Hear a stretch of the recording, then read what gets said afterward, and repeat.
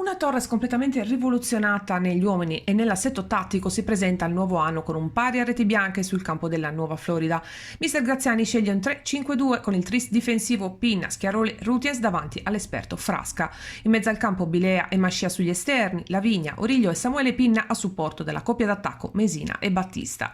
Rossoblu che mostrano personalità e buone trame ma mancano ancora di concretezza sul fronte offensivo. Per Mister Graziani alla sua prima panchina dopo l'esordio in rossoblu ma in tribuna di domenica scorsa si è trattato di una buona prova per il collettivo e ha indicato un'unica strada da seguire, quella del lavoro.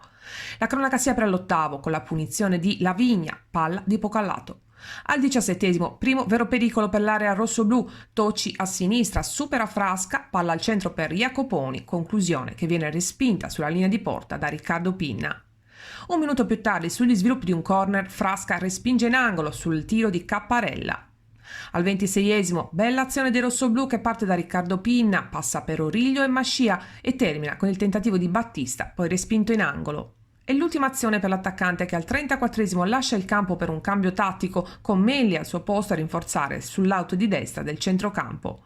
Il finale di tempo è di marca rossoblu. Al 44esimo bello spunto di un brillante Mascia che supera due avversari e serve Samuele Pinna, la conclusione però non è ottimale.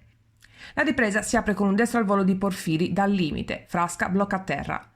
Al sesto, Origlio, ben servito da Samuele Pinna, si libera e tira dal limite, palla angolata che colpisce il palo esterno. Ci prova anche Melli al decimo, ma sul suo tiro non ha problemi Giordani. Un minuto dopo deve invece intervenire bene Frasca su Tocci che conclude sul primo palo da posizione defilata.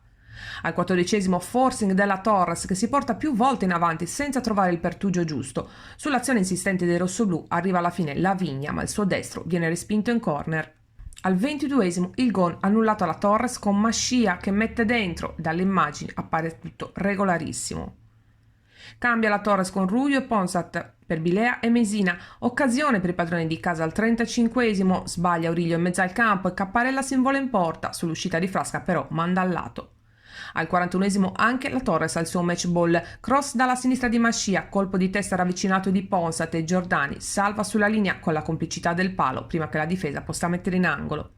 Nei minuti di recupero ancora pericoloso in Nuova Florida, al 47esimo ci pensa Frasca a respingere e al 50esimo è Schiaroli ad allontanare la minaccia proprio sulla linea di porta. Termina qui Torres che nel prossimo turno affronterà al Vannisana il Gladiator.